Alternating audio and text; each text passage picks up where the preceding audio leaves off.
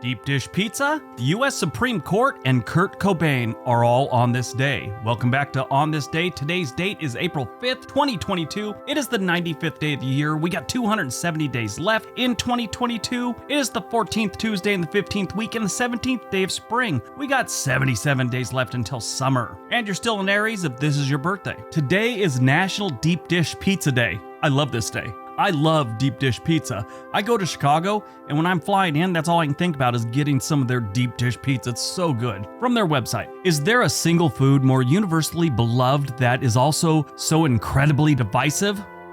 I guess people are arguing over pizza. The most contentious of these divisions comes between New Yorkers and the New York style slices and Chicago's deep dish pies. Deep dish pizza was invented in the Windy City in 1943 by Ike Sewell, founder of Uno Pizzeria. This style of pizza became so popular that it spun into a huge national chain and inspired dozens upon dozens of other deep dish pizzerias in major cities across the world. Yeah, I love deep dish pizza over any other kind of pizza. Thicker the better. Give me a piece of pizza that's as thick as lasagna and I'm a happy man. All right, let's see what else April 5th has given us. 1621, the Mayflower set sail from Plymouth, Massachusetts on a return trip to England. Yeah, they'd already been here, and it was time to head back and get more supplies or more people, whatever they needed to do. You know, when you think about the Mayflower and them coming here, that must have just been a scary and exciting situation. I mean, you're going to a new land that, no Europeans had really been there yet. Some here and there, explorers or whatever, but they were going there as pilgrims, basically. There's a couple things in history that I'm just, surprised by. And Lewis and Clark is another one. They headed out into this vast land that they really didn't know too much about what was going on out there. 1792, United States President George Washington exercises his authority to veto a bill, the first time this power has been used in the United States. 1922, the American Birth Control League, forerunner to Planned Parenthood, is incorporated, and now it's all in the news all the time. 1933, U.S. President Franklin D. Roosevelt signs two executive orders, 6101 to establish the Civilian Conservation Corps and 6102 forbidding the hoarding of gold coin, gold bullion, and gold certificates by U.S. citizens.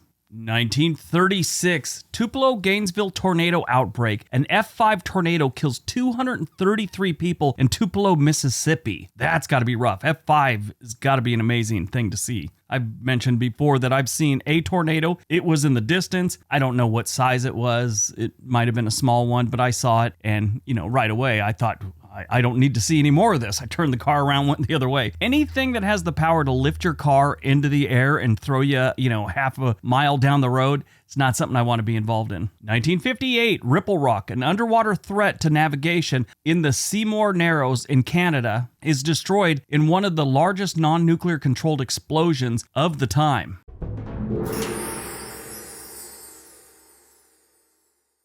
Ripple Rock was a submerged twin peak mountain that lay just 9 feet beneath the surface of the Narrows. It was a serious hazard to shipping, sinking 119 vessels and taking 114 lives over the years. A U.S. sloop of war, as it was called back in the day, was one of the first victims of the Ripple Rock. USS Saranac was laid down in 1847 and had spent a lot of time protecting commerce along the West Coast. During the Civil War, it had been, kind of involved in the Civil War, nothing major. After the Civil War, it returned to the West Coast and started patrolling there again. And one fine morning, while on its way to Alaska, after leaving the mouth of the Columbia River, it went between Quadra Island and Vancouver Island, where the Seymour Narrows is, and that's where it hit the Ripple Rock at 8:40 in the morning on June 18th, 1875. Now, the ship had run head-on into the Ripple Rock and was, pretty well damaged. They tried to steer it towards Vancouver Island, and they got pretty close. They actually tied it up to a tree. It was still out in the water, and within an hour of them getting off it, it had sunk completely below the surface. Now, back in the day, Vancouver Island was not that populated. So the lieutenant commander, the pilot, and 13 men made their way on foot to Victoria, Canada, which is on Vancouver Island, about 260 kilometers away. It took them a while. They stayed in Victoria for about a month when the USS Pacific finally picked them up. But finally on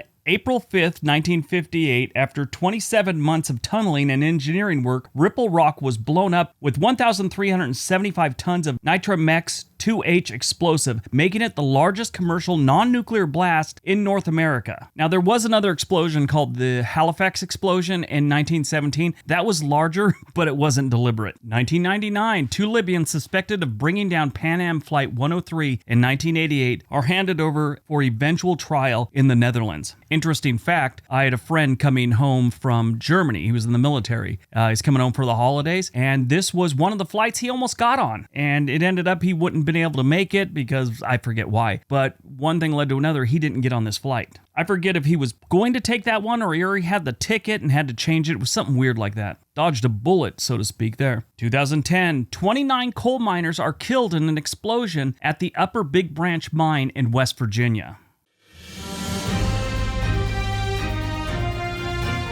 Happening now. Russia is in the 5th or 6th week of the invasion of Ukraine. Pictures and videos coming out of here are horrible. So far, reports say that there's been at least 24,000 deaths, about 1,900 non-fatal injuries. It's displaced over 10 million Ukrainians. At least 1,800 buildings have been destroyed, and they estimate property damage is somewhere around $565 billion worth of damage. Also happening now, Supreme Court nominee Ketanji Brown Jackson's nomination is moving forward. The Senate was split 50-50 today, so they'll go on to debate it again, I believe, tomorrow, and then if they still are deadlocked, the leader of the Senate, who is a Democrat, will vote to install her as a Supreme Court justice. At least that's how I understand it. I don't know if there's any other shenanigans that could go on, but that sounds like what's going to happen. Premiered on April 5th, 1987, Married with Children. Everyone loved Married with Children. It starred Katie Siegel, Ed O'Neill, David Faustino, or whatever his name is, Christina Applegate. A bunch of other people showed up on this show, and it was a great show. It was almost canceled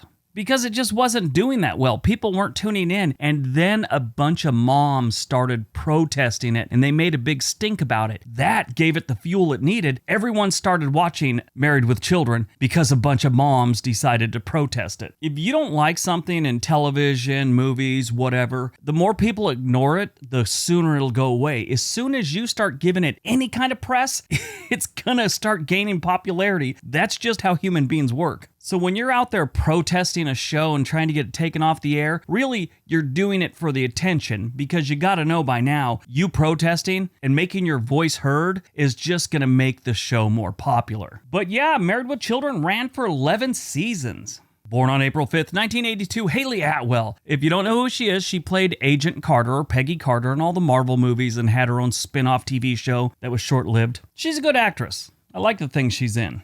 Died on April 5th, 1994, Kurt Cobain, singer and guitarist of the late 80s, early 90s grunge band Nirvana, best known for their 1991 album Nevermind, which featured hit singles like Smells Like Teen Spirit. After struggling with drugs and depression during the height of Nirvana's popularity, he tragically took his own life at the age of 27, thus joining the 27 Club. Talked about that before. All these weird musicians and actors all died at the age of 27. Kurt Cobain, Jimi Hendrix, Janis Joplin, Jim Morrison, Amy Winehouse, Dee Boone, who's a musician from near where I grew up. He's lead singer and lead guitarist of the band called the Minutemen. One of the ones that I always followed was Mia Sabata. She was the lead singer of a grunge band called The Gits, and she went to some friend's house after a gig in Seattle, talked to some people late one night, decided to walk home. This was on July 7th, 1993. She was found murdered the next day. In 2003, her murder was solved because of DNA. It was a Florida fisherman from Cuba who was living in Seattle at the time, and they traced it back to him. He was sentenced to 37 years. He appealed